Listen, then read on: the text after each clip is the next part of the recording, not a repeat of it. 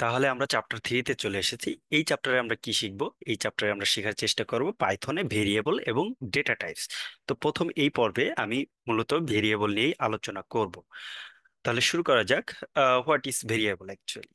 তো variable is a on kind of container where we can store data. মানে আমাদের বিভিন্ন ধরনের ডেটা নিয়ে কাজ করতে হইতে পারে। মানে আমরা যে সকল কাজগুলো করি কম্পিউটার প্রোগ্রামের মাধ্যমে, আমরা কিন্তু ডেটা নিয়ে সবসময় কাজ করি। এই ডেটাগুলো কন্টেইন করার জন্য বা ধরে রাখার জন্য বা কোথাও রাখার জন্য আমরা যেই জিনিসটা ইউজ করি সেটাই হচ্ছে ভেরিয়েবল। এছাড়াও আরেকটা এক্সাম্পল আছে। আমরা যদি 8-9 এর দিকে যে চলকের অঙ্কগুলা করেছি, যে ওখানে কি করা হতো, X equal to 10, Y equal to X এর একটা মান দেওয়া থাকতো, ওয়াই এর একটা মান দেওয়া থাকতো। সেখানে আমরা আহ, ওই এক্স এবং ওয়াই পরবর্তীতে মান বসিয়ে যোগফল তৈরি করতাম। তো এইগুলো কিন্তু এই ভেরিয়েবলের বাংলা কিন্তু হচ্ছে চলক। তার মানে কিছুটা সিমিলারিটি আছে। তো আমরা দেখি আরেকটু এক্সাম্পল দেখি, তাহলে জিনিসটা আরেকটু ক্লিয়ার হয়ে যাবে। তো ধরো এখানে আমাদের একটা ট্রান্সপারেন্ট গ্লাস আছে। তো ট্রান্সপারেন্ট গ্লাসের মধ্যে আমি যদি কোনো কিছু রাখি, তাহলে ওটার কালার কি হবে? ওই কালার হয়ে যাবে, তাই না? ধরো ট্রান্সপারেন্ট একটা কাচের গ্লাস আছে, সেখানে আমি প্রথমে দুধ রাখলাম বা মিল্ক রাখলাম, তাহলে কি গ্লাসের কালারটা কিন্তু মিল্কের কালার চলে আসবে বা সাদা কালার হয়ে যাবে। এরপরে সাপোজ মনে করো আমি একটা অরেঞ্জ জুস রাখলাম, তাহলে কিন্তু ওই পুরো গ্লাসের কালারটা অরেঞ্জ জুস ওই কালারে চলে আসবে। সেকেন্ড মনে করো লিকুইড কোনো কালার রাখলাম, সেক্ষেত্রে কিন্তু গ্লাসটার কালার সেম হয়ে যাবে। তার মানে এখানে দেখো কন্টেইনার একটাই, কিন্তু আমি যতবার নতুন নতুন কিছু উপাদান দিছি, ওইটার কালারটা এখানে সে অ্যাজিউম করছে বা এখানে সে নিয়ে নিছে বা তার মধ্যে ধারণ করছে। তো এইখানে আমরা বলতে পারি এই যে যে কাচের গ্লাসটা, সেটা হচ্ছে কি আমাদের variable, on kind of variable. এবং এই যে বিভিন্ন উপাদানগুলো আমি রাখতেছি এই গ্লাসের মধ্যে, এই ভ্যালু, এগুলো হচ্ছে কি ভ্যালু। তাহলে আমরা আরেকটু এক্সাম্পলে যাই, তাহলে ব্যাপারটা একটু ক্লিয়ার হবে। তো ধরো এইখানে গ্লাস ইকুয়াল টু মিল্ক দিলাম, তার মানে কি আমার এই গ্লাস হচ্ছে কি একটা ভেরিয়েবল, এবং এখানে দিলাম ভ্যালু মিল্ক। তো সেম ভাবে গ্লাস ইকুয়াল টু আমি কি দিতে পারি? আমার অরেঞ্জ জুস দিতে পারি। ঠিক আছে? আমরা নর্মালি ম্যাথে এরকম করি, এ বি সি এরকম মান বসাই, হ্যাঁ। তারপরে সাপোজ মনে করে এটাকে আমি যদি এইভাবে এক্সটেন্ড করে বোঝাই যে এক্স ইকুয়াল টু 12 বা ওয়াই ইকুয়াল টু 8 যদি দেই, তাহলে আমি Z equal to X plus Y. এই যে আমি কি করলাম, প্রথমে এক্স ইকুয়াল টু 12, মানে এই যে 12 যে ভ্যালুটা আছে এটাকে আমি এক্স এর মধ্যে রাখলাম। তারপর হচ্ছে 8 যে ভ্যালুটা আছে সেটাকে আমি ওয়াই নামক ভেরিয়েবলের মধ্যে রাখলাম। এবং আমি হচ্ছে এক্স প্লাস ওয়াই এই দুইটা ভেরিয়েবলের যোগ ফল আমি আবার কিসের মধ্যে রাখলাম? জেড, জেড এর মধ্যে রাখলাম বা জি এর মধ্যে রাখলাম। তো এটা হচ্ছে আমাদের আহ মোটামুটি ভেরিয়েবলের পরিচিতিটা আমরা পেয়ে গেছি। তো এগুলো হচ্ছে কি আমাদের ভেরিয়েবল। তো এখানে হচ্ছে এই এক্স হচ্ছে ভেরিয়েবল এবং 12 হচ্ছে কি আমাদের ভ্যালু। তো এরপরে হচ্ছে আমরা অ্যাকচুয়ালি ভেরিয়েবলের নামকরণের রুলস গুলা দেখতে হবে। আমাদের প্রোগ্রামিং এ, পাইথন প্রোগ্রামিং এ ভেরিয়েবলের নামকরণে আমাদের কিছু রুলস আছে। আমি যে কোনো নাম দিতে পারি, বাট এই নামগুলা হতে হবে সঠিক ওয়েতে। তো সাপোজ মনে করো যে এখানে বলা আছে যে you cannot use space in variable name. মানে আমি কোনো ভেরিয়েবলের নামের মধ্যে আমি যখন নামটা লিখবো তখন আমি কোনো স্পেস ইউজ করতে পারবো না। লাইক এক্সাম্পল, এখানে দেখো মাই, তারপরে একটা স্পেস ফাঁকা চিহ্ন দেওয়া আছে, তারপরে এস দেওয়া আছে, তার মানে এটা হচ্ছে রং ওয়ে। আমি মাই এস ইউজ করতে পারবো না এইভাবে। তারপর হচ্ছে রেক্টেঙ্গুলার এরিয়া। দেখো রেক্টেঙ্গুলার মাঝখানে একটা ফাঁকা চিহ্ন দিয়ে আবার এরিয়া লিখছি, তার মানে এই ওয়েতে আমি হচ্ছে কি আমার ভেরিয়েবল ডিক্লেয়ার করতে পারবো না বা নেমিং করতে পারবো না। দেন হচ্ছে দেখো ফার্স্ট নাম্বার। ফার্স্ট নাম্বারের মাঝখানেও সেম আমাদের ফাঁকা চিহ্ন একটা দেওয়া আছে বা স্পেস দেওয়া আছে, যার কারণে এগুলো কি আমাদের ভেরিয়েবল হিসেবে ব্যবহার করতে পারবো না। দ্বিতীয়ত আমি যদি যাই, দেখো to write name must be start alphabetic letter. মানে আমার যে ভেরিয়েবলটা হবে সেটা হচ্ছে প্রথম যে শব্দটা হবে সেটা মাস্ট বি অ্যালফাবেটিক লেটার হতে হবে। এটা এ থেকে জেড ছোট হাতের হইতে পারে, এ থেকে জেড বড় হাতের হইতে পারে। অর, অথবা আমি আন্ডারস্কো দিয়ে শুরু করতে পারি। মানে এই দুইটা জিনিস বাদে আন্ডারস্কো বা লেটার এগুলো ছাড়া আমি কি ভেরিয়েবলের নাম শুরু করতে পারবো না। লাইক নাম্বার, লেন্থ, তারপরে এই যে আন্ডারস্কোর দিয়ে তারপর হচ্ছে লেন্থ লিখছি ফার্স্ট। তারপরে দেখো স্পেস না দিয়ে আমি এখানে একটা কি বলে এটাকে আন্ডারস্কোর দিছি। আন্ডারস্কোর দেওয়ার পর কি নাম্বারটা লিখছি এখানে, কিন্তু ওই যে আগের যে রুলসটা, এখানে যে রুলসটা ছিল ফার্স্ট নাম্বার, দেখো এখানে আমি স্পেসের পরিবর্তে আমি হচ্ছে কি একটা আন্ডারস্কোর ইউজ করে দিছি। তারপর হচ্ছে রেক্ট্যাঙ্গল এরিয়া, এইভাবেও লেখা যায়। তো এগুলো হচ্ছে ভ্যালিড ফরম্যাট, হ্যাঁ। But you cannot use number like, মানে আমি প্রথম প্রথম ক্যারেক্টারটা আমি কোনো নাম্বার দিয়ে শুরু করতে পারবো না। লাইক ফার্স্ট নাম্বার, এই যে প্রথমে কিন্তু আমি ওয়ান দিছি, এটা একটা নাম্বার, হ্যাঁ। এইভাবে আমি শুরু করতে পারবো না। বা at the rate of number, এইভাবে শুরু করতে পারবো না। পার্সেন্টেজ অফ নাম্বার, এইভাবে এই ধরনের স্পেশাল ক্যারেক্টার যেগুলো আছে সেগুলো দিয়ে আমরা ভেরিয়েবল ডিক্লেয়ার করতে পারবো না। ওকে। তৃতীয় যে রুলসটা আছে সেটা হচ্ছে Python recommend start variable using lower case letter. মানে পাইথন নিজে রিকমেন্ড করে আমাদের ভেরিয়েবলের নামটা যেন ছোট হাতের দিয়ে শুরু হয়। ঠিক আছে, আমরা এখানে দেখো সবগুলো বড় হাতের দিয়ে লিখছি, তবে পাইথন রিকমেন্ড করে কি ছোট হাতের ক্যারেক্টার দিয়ে ইয়াটা যেন শুরু করি আমরা। তো ফোর্থ রুলসে চলে যাই, যে after first character you can use any letter underscore number. মানে আমি প্রথম ক্যারেক্টারটা ঠিকঠাক মতো এই তিনটা রুলস অনুযায়ী যদি আমি তৈরি করি, তারপরে আমি ইচ অ্যান্ড এভরিথিং আমি ইউজ করতে পারবো।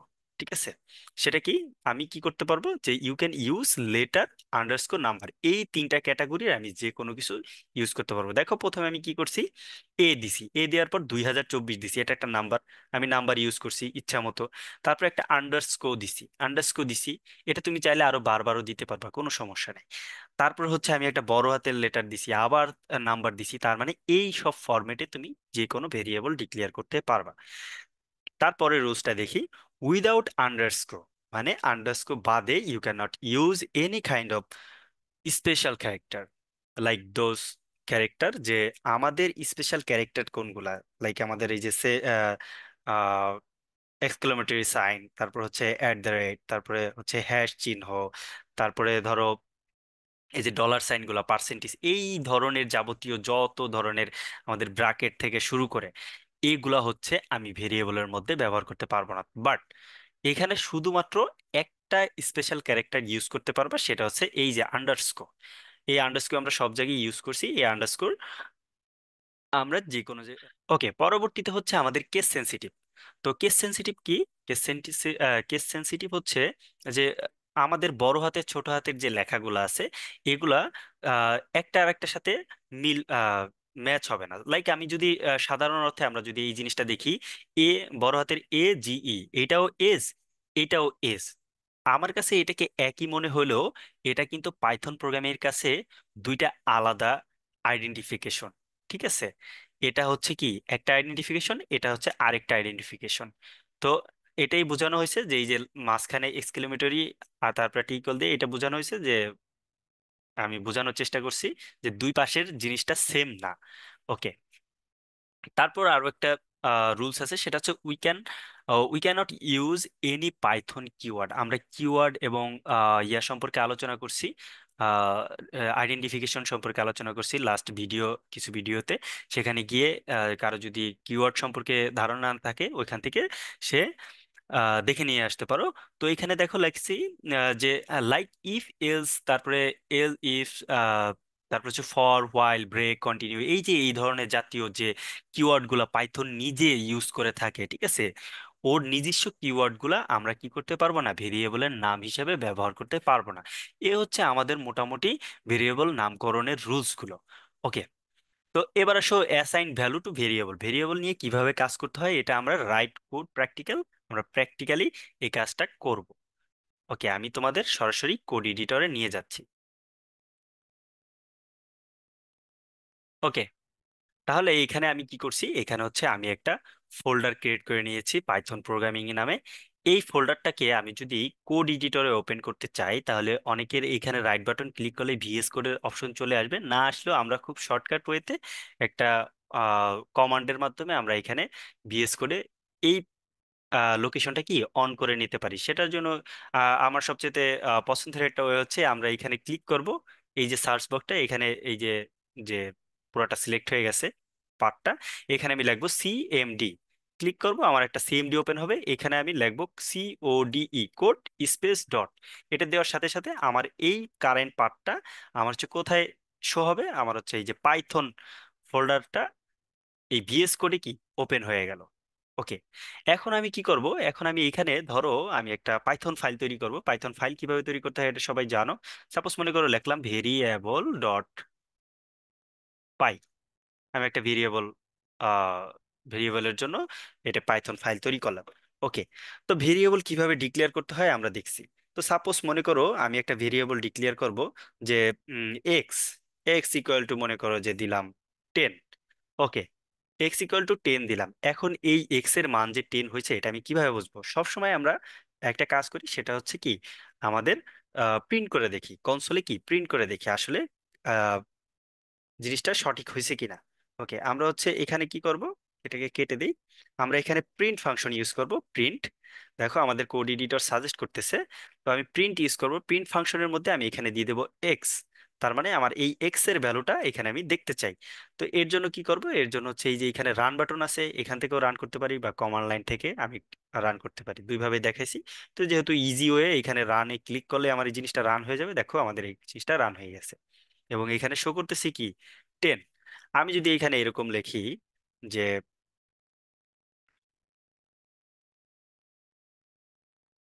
আমি যদি এরকম একটা লেখা দিতে চাই যে এক্স এর ভ্যালু এত, এইভাবে যদি লিখতে চাই তাহলে কি করতে পারবো, আমরা এখানে ফরম্যাট করে নিতে পারি। একটা এফ দিব, এফ দেওয়ার পর এখানে আমি ডাবল কোটেশন দিব, দেওয়ার পর এখানে আমি দিব যে value of x equal two, এইখানে আমি একটা সেকেন্ড ব্র্যাকেট দিব। সেকেন্ড ব্র্যাকেট দেওয়ার মাঝখানে এখানে যদি এক্স দিয়ে দিই তাহলে হচ্ছে কি সে কি করবে, এই পুরো লাইনটাকে প্রিন্ট করবে। প্রিন্ট করার পর এই যে এক্স, যে সেকেন্ড ব্র্যাকেটের মধ্যে যে এক্সটা দেওয়া আছে এইখানে সে এক্স এর মানটা প্রিন্ট করে দিবে। ঠিক আছে। ওকে, তাহলে আমি এখানে এটাকে আবার রান করি, সেভ দিয়ে দেখো এবার কি আসছে, value of x equal to 10, এটা শো করতেছে। এখন ধরো আমি বলছিলাম যে ভেরিয়েবলের মান কি চেঞ্জ করা যায়, যে কোনো সময় তুমি কি চেঞ্জ করতে পারো। তো আমি এটাকে চেঞ্জ করার জন্য সাপোজ মনে করো এটাতে একবার প্রিন্ট করলাম, আবার এখানে যে এক্স ইকুয়াল টু এটার মান দিয়ে দিলাম ধরো 40, 40 দিয়ে দিলাম। এখানে যদি আমি এটাকে প্রিন্ট করি, এই প্রিন্ট লাইনটাকে কপি করে আনে এখানে দিলাম, দেওয়ার পর আমি যদি এটাকে আবার রান করি, দেখো প্রথম ভ্যালু অফ এক্স কত ছিল, 10, এবং ভ্যালু অফ এক্স পরে কত হয়েছে 40। কারণ দেখো প্রথমবার যখন আমি প্রিন্ট ফাংশনটা ইউজ করছি তার এই এক্স এর ভ্যালুটা ছিল 10। পরবর্তীতে আমি যখন আবার এটার মান এখানে প্রিন্ট করলাম তার আগেই কিন্তু এই মানটা চেঞ্জ হয়ে গেছে। তো এইভাবে আমরা ভেরিয়েবল ডিক্লেয়ার করতে পারি। তারপর আমরা আরো কিছু এক্সাম্পল দেখছিলাম নাম্বারের ভেরিয়েবল অ্যাসাইন করা দেখলাম। আমরা আরেকটু ডিফারেন্ট টাইপের ভেরিয়েবল অ্যাসাইন করি। সাপোজ মনে করো আমার নামটা আমি এখানে দিতে চাই, তাহলে কি হবে, আমি একটা ভেরিয়েবল তৈরি করব আমার মাই নেম নামে। তাহলে আমি এখানে লিখলাম MY মাই, তারপরে একটা আন্ডারস্কোর দিয়ে দিলাম নেম। নেম দেওয়ার পর আমি এখানে একটা ডাবল কোটেশন দেব। ডাবল কোটেশনের মধ্যে লিখবো যে আমার নামটা লিখলাম, সাপোজ MD মশিউর রহমান। ওকে, এটা লিখলাম।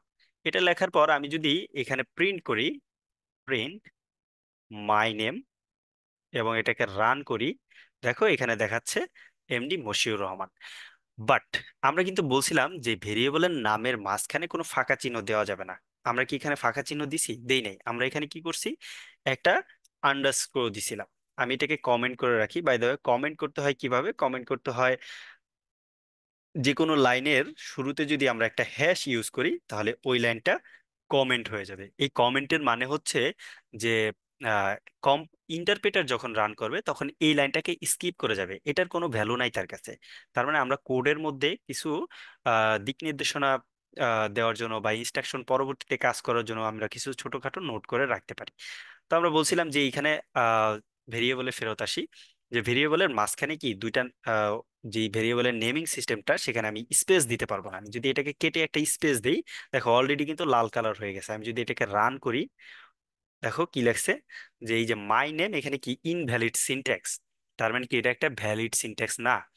তারপরে আরেকটা জিনিস দেখাই, সেটা হচ্ছে ধরো এরকম লিখছি বাট প্রথমে একটা ওয়ান দিছি বা কোন একটা নাম্বার দিছি, হ্যাঁ, 1 2 3, এটা কি আমাদের রুলস অনুযায়ী কি ছিল যে প্রথমে কোনো নাম্বার দিয়ে শুরু করা যাবে না।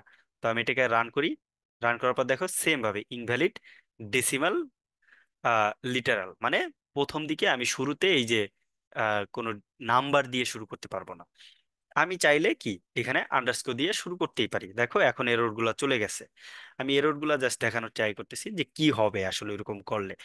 তারপর মনে করো যে আমাদের এরকম ছিল যে কোনো স্পেশাল ক্যারেক্টার আমরা হচ্ছে ইউজ করতে পারবো না। সাপোজ ডলার সাইন দিলাম, ডলার সাইন দেওয়ার সাথে সাথে দেখো আমাদের এখানে একটা এরর চলে আসছে, ইনভ্যালিড সিনট্যাক্স।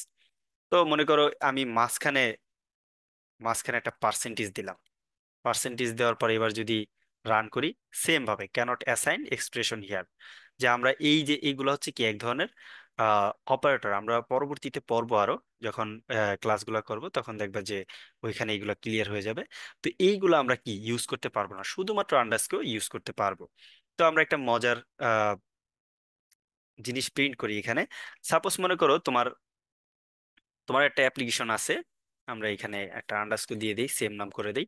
ধরো তোমার এরকম একটা অ্যাপ্লিকেশন আছে যেখানে হচ্ছে নাম দেওয়া থাকবে, এজ দেওয়া থাকবে, একটা এজ, এজ সাপোজ মনে করো আমি দিলাম 26। তো এই যে যে এজটা দিলাম, এখন আমি এখানে একটা ডিটেলস প্রিন্ট করতে চাই। লাইক প্রথমে দিলাম যে হ্যালো অমুক, হ্যালো, যে নামটা দেওয়া থাকবে সেটা আসবে, তারপরে দিলাম ইওর এজ ইজ, তারপরে এই এজটা দিলাম। এটা পারা যাবে না? অবশ্যই পারা যাবে, কারণ একটু আগেই আমরা কিন্তু কি প্রিন্ট করার, এরকম প্রিন্ট করার অপশন কিন্তু দেখছি। তো সেটা কি করতে হয়, প্রথমে একটা এফ দিব, তারপর হচ্ছে আমরা ডাবল কোটেশন দিব, দেওয়ার পর এখানে হচ্ছে আমরা লিখে দিব যে হ্যালো, হ্যালো দেওয়ার পর একটা কমা দিলাম, তারপর হচ্ছে কি আমরা এখানে সেকেন্ড ব্র্যাকেটের মধ্যে মাই নেম, মাই নেম দিয়ে দিব। ওকে, মাই নেম দিয়ে দিলাম। এরপরে আমি একটা ডট দিলাম, মাই নেম শেষ হইলো। তারপর দিলাম ইওর এজ ইজ, তারপরে আমি আবার সেকেন্ড ব্র্যাকেটের মধ্যে কি আমি এখানে এজটা দিয়ে দিলাম। এখানে দেখো তো তাহলে কি হবে, প্রথমে হচ্ছে হ্যালো এই কমা পর্যন্ত প্রিন্ট করবে, তারপর হচ্ছে যে মাই নেম, এই মাই নেমটা কি, এই মাই নেমের মধ্যে যেই ভ্যালুটা থাকবে সেটাকে এখানে প্রিন্ট করে দিবে।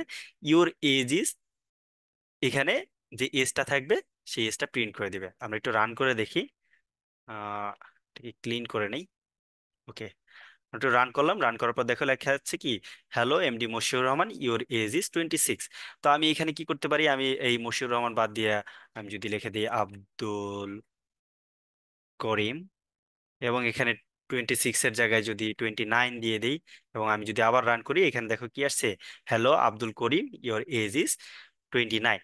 তাহলে ভেরিয়েবল কিন্তু খুবই গুরুত্বপূর্ণ একটা বিষয়। তোমরা যদি এখন একটু খেয়াল করো, তোমরা যে সফটওয়্যার গুলা ইউজ করো, যে প্রোগ্রাম গুলা ইউজ করো, দেখো যার অ্যাকাউন্ট, মানে লাইক আমরা ফেসবুকে যাই, ফেসবুকে গেলে আমরা বিভিন্ন ধরনের প্রোফাইল দেখি, তাই না?